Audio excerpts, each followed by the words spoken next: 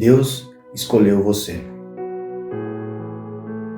No livro de Gênesis, capítulo 12, verso 1 diz assim: O Senhor tinha dito a Abraão: Deixe sua terra natal, seus parentes e a família de seu pai, e vá à terra que eu lhe mostrarei. Farei de você uma grande nação.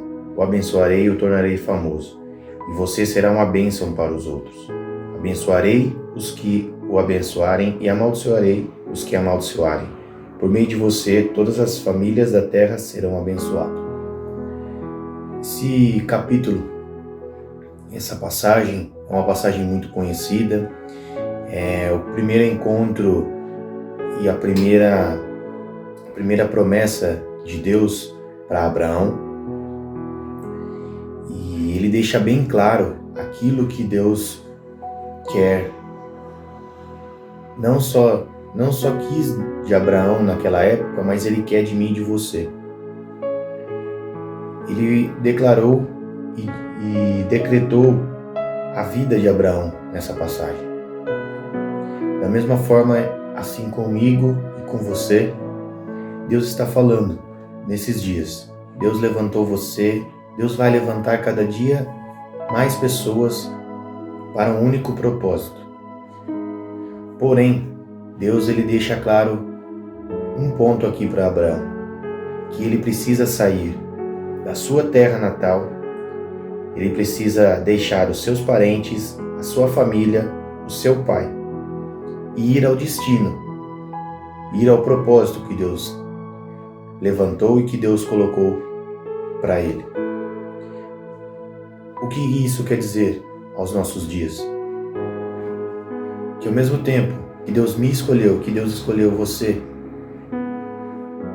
para realizar o plano para cada um de nós, Deus dá não uma ordem, mas Deus dá um desafio para cada um de nós. A gente precisa nos abster, a gente precisa se ausentar de algumas coisas. Não tem como a gente seguir os planos de Deus, mas a nossa cabeça ou até mesmo o nosso coração está em outro lugar. Aqui, Deus fala para Abraão a respeito do seu local, da sua família, da sua herança, ou da sua base, da sua estrutura. Ou seja, o que tudo isso quer dizer?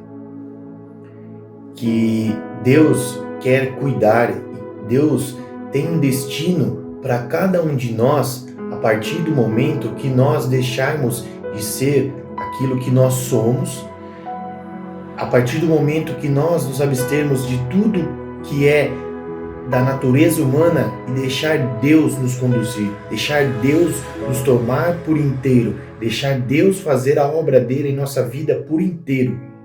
Não adianta a gente ir para a igreja, não adianta a gente ler a Bíblia e a nossa cabeça, o nosso dia a dia, o nosso pós está em outro lugar.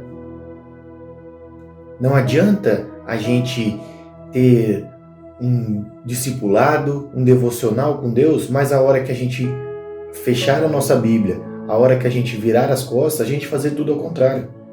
É isso que Deus está querendo dizer para mim e para você. Nós precisamos, não que a gente precisa largar as pessoas ao nosso redor, mas a gente precisa ter o nosso foco, o nosso olhar em Jesus. Porque foi Ele que declarou e Ele que está mostrando para mim e para você qual é o nosso destino e qual é o propósito que Ele tem para a nossa vida.